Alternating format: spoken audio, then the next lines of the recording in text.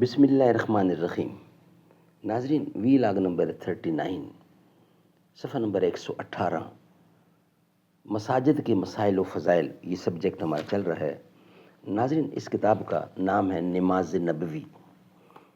ناظرین، کتاب کا ٹائٹل ہے صحیح احادیث کی روشنی میں تصحیح و تخریج سے مزین جدید ایڈیشن ہے یہ، اور ترتیب ڈاکٹر شفیق الرحمان، تحقیق و تخریج ابو طاہر حافظ زبیر علیزئی، نماز نبوی۔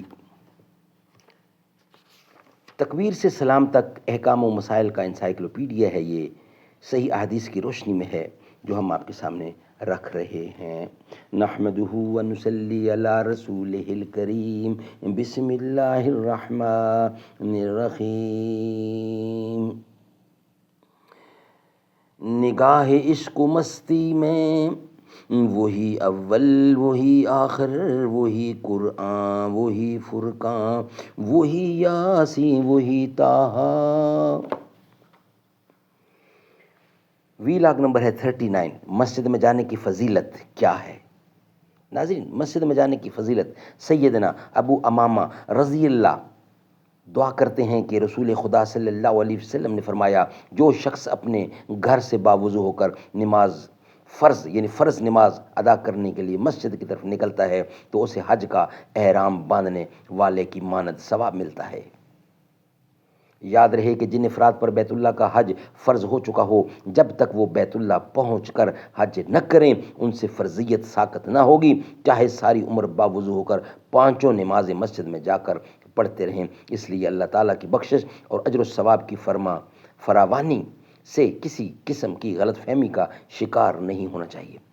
جماعت کے ساتھ نماز پڑھنے کا ثواب اپنے گھر یا بازار میں تنہا نماز پڑھنے سے کم از کم 25 درجے زیادہ ہے۔ لہٰذا جب انسان اچھی طرح وضو کر کے مسجد جائے تو اس کے ہر قدم سے اس کا درجہ بلند ہوتا ہے اور گناہ معاف ہوتے ہیں۔ جب وہ نماز پڑھتا ہے تو فرشتے اس کے لیے اس وقت تک دعا کرتے رہتے ہیں جب تک وہ نماز کی جگہ پر بیٹھا رہتا ہے۔ فرشتے کہتے ہیں، اے اللہ اس پر رحمت کر، اے اللہ اس پر رحم کر، جب تک نمازی کا انتظار رہے۔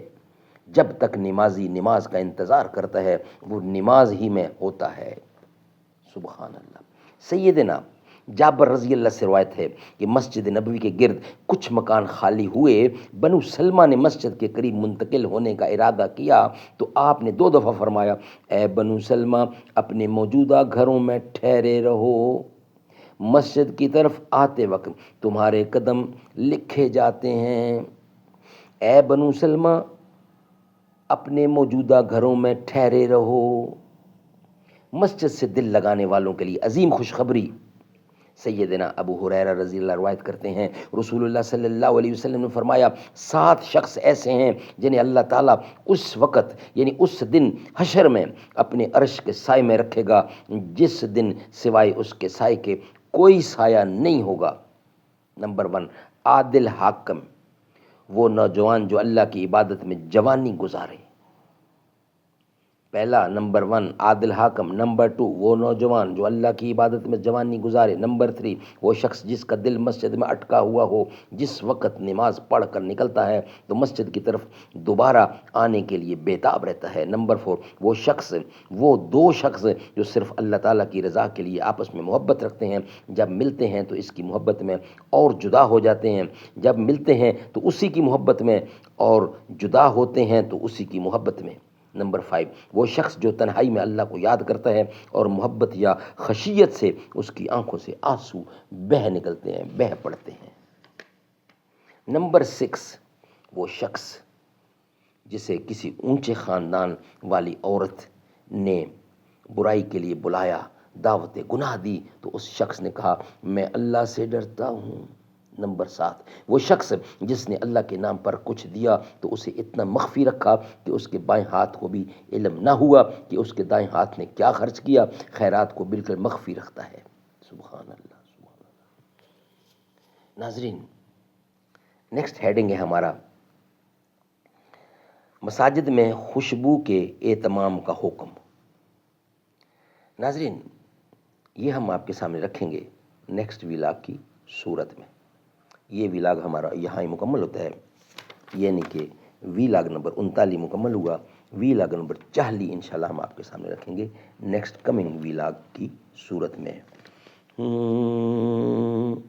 ہم تو حیدر کو شیر خدا کہتے ہیں، فاتح حیدر فاتح خیبر علی مرتضیٰ کہتے ہیں، ہے حقیقت میں توہین رب پاک کی، جو علی کو بھی مشکل کشا کہتے ہیں، ہے بہادر علی سب کا ایمان ہے، صرف مشکل کشا رب رحمان ہے، زہرا بیٹی محمد کی زوجہ علی، بہن زینب رقیہ اور کلثوم کی، عائشہ حفظہ حبیبہ ہے مائیں سبھی، مصطفیٰ اور ختیجہ کی تھی لاڈلی، جب محمد کے گھر سے وہ رخصت ہوئیں تو گواہی تھی صدیق اور فاروق کی، رتبہ بلند و برتر صدیق عمر غنی کا، حسن و حسین زہرا پیارا علی ولی کا،